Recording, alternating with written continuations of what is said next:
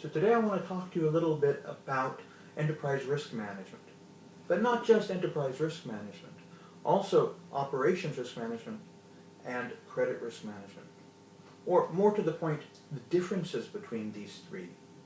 Generally, people get these confused, risks overlay, they're interconnected, and so people start to lose sight of what each of these particular fields is. Enterprise risk management, one would think, is all risk management because it's the enterprise that you have to manage the risks for. And the answer is no, it's not. Enterprise risk management is managing those risks which put the enterprise in jeopardy of failure. Not all risks that you face will put the enterprise in danger of collapse. That's where we look at the other risk types. Credit risk, which of course deals with the liquidity and the creditworthiness of our counterparties and our clients. That's one area. Now that may involve enterprise risk management if the potential loss is big enough to create the failure for the enterprise, but not always.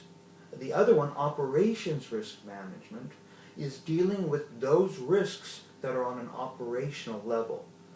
Not all operational risks will lead to the collapse of your enterprise.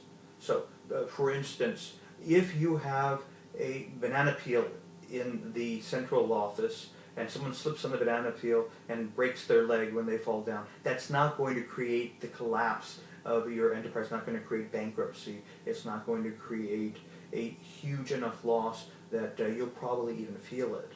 That's where insurance, of course, comes in, different topic entirely. But that type of risk should be managed on an operational risk management level, locally, by the department, by the office, through the silo where that particular risk occurs. An enterprise risk is one that leads to the total collapse of the enterprise. So if we're looking at, on an operational level, things such as regulation, areas such as, I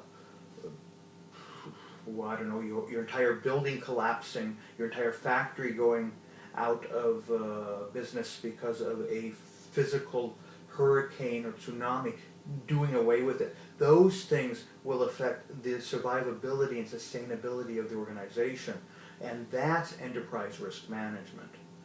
So, operations risk management we handle on a local level unless it's going to impact the entire organization or the enterprise in an extreme adverse way. Credit risk management is best handled by those people who understand credit risk best, the portfolio managers and the credit officers, except where those potential losses could create a loss for the organization. If we were to look at the subprime crisis, which created the recession of 2007, 2008, that would be a corporate governance issue, that would be a policy issue, and as such, that might be an enterprise risk management issue as well.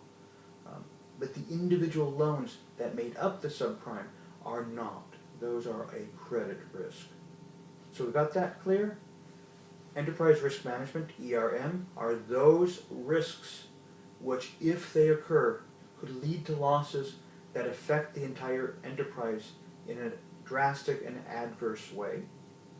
Credit risk, which affect the individual portfolio and best left to those credit risk managers that are experts in that.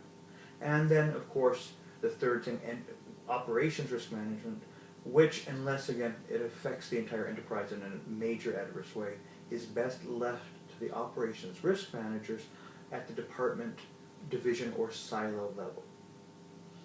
Now, I hope to see you on the enterprise risk management course, where you can learn more about that and go into some great detail on ERM.